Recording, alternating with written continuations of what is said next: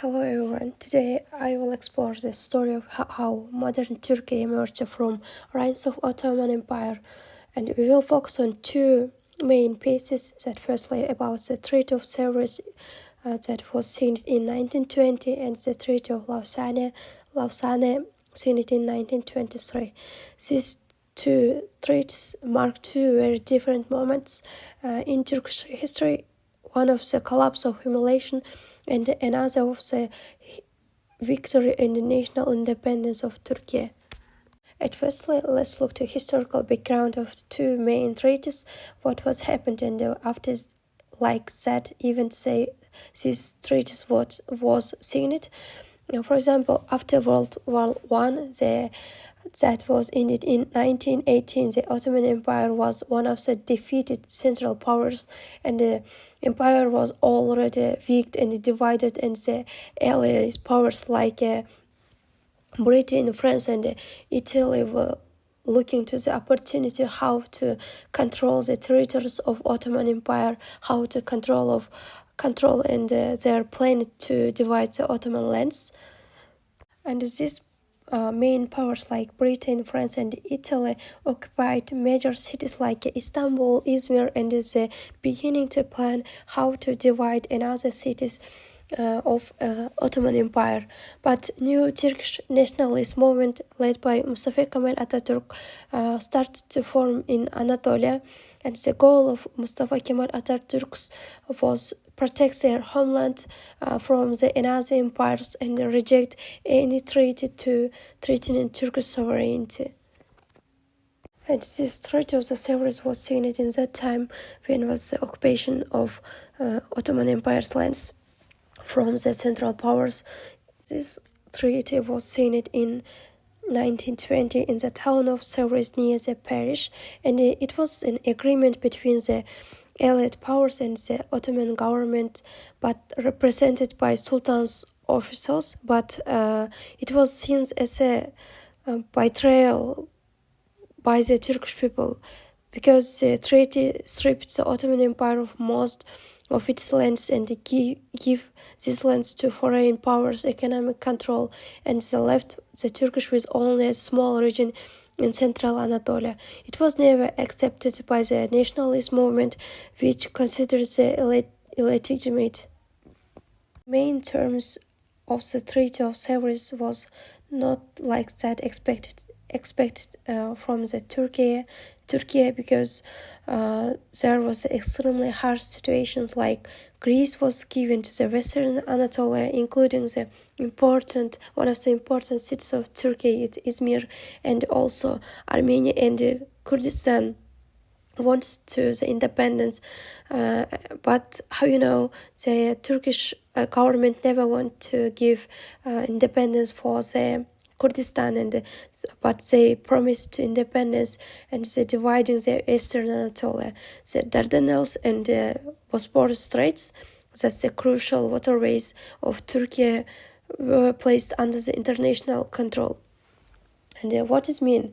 The Dardanelles and Bosporus Straits main crucial meaning of Turkey, because it means that Turkey would lose access to their own seas when they will give these places to international control. And also was that even the Ottoman army was restricted to 50,000 soldiers, making it impossible to defend the country. Essentially, Sevres means that end of the Turkish independence. And after that, in 1990, started the Turkish War of Independence. It was in 3 years and it ended in 1922. In response to the Sevres Treaty, Mustafa Kemal Atatürk and his followers organized the national resistance of movement, and they fought against the occupying Greece, French, and the British forces in what became known as the Turkish War of Independence. Step by step, the nationalist army that was in the head of Mustafa Kemal Atatürk regained the control of Anatolia and the eastern Thrace. Their victory provided that the Turkish people rejected the Sevres Treaty and demanded the international recognition of their own sovereignty. In the end of this war of independence for the Turkey was signed also another treaty. It was the Treaty of Lausanne in 1923. And it was signed in Switzerland. The Turkish delegation led by İsmet İnönü negotiated directly with the Allied powers, how we already talked, like French, Italy, and the Treaty of Lausanne was signed in 21st July in 1923.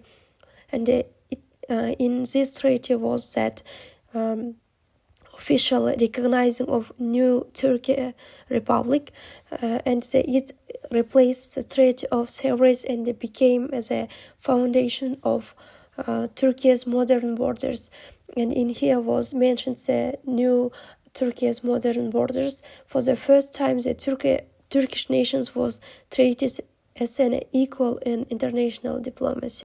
And the terms of Treaty of Lausanne was that there was recognized Turkey's full independence and established in its modern Turkey Republic. Foreign controls not just over the lands and over the economy and the known as a capitulation was abolished, and the straits were returned to Turkey control, like Dardanelles and the Bosphorus was returned in Turkey control, and there was a international conditions, like there was also population exchange between the Greece and Turkey. About 1 million to 200 people was left from the Anatolia, and the around 400,000 Muslims moved from the Greece to Turkey. This Lausanne Treaty represented not only the political independence, but also the economic and the cultural renewal too. Let's compare these two treaties, Treaty of the Lausanne and the Treaty of the Sevres.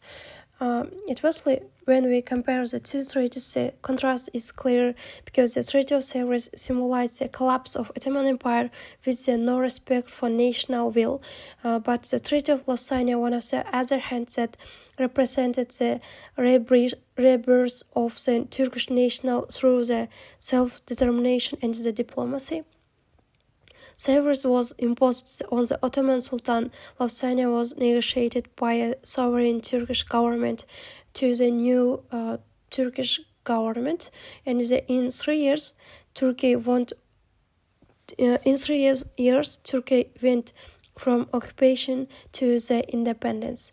It means that new Turkish government make a crucial and the strong changes in Turkey history. In conclusion, I want to say that the path from Sevres to Lausanne shows transformation of Turkey from defeated empire to the independent republic. The Treaty of Sevres tried to erase Turkey from the map, while the Treaty of Lausanne restored its dignity and the sovereignty. This journey highlights not only the military success, not only the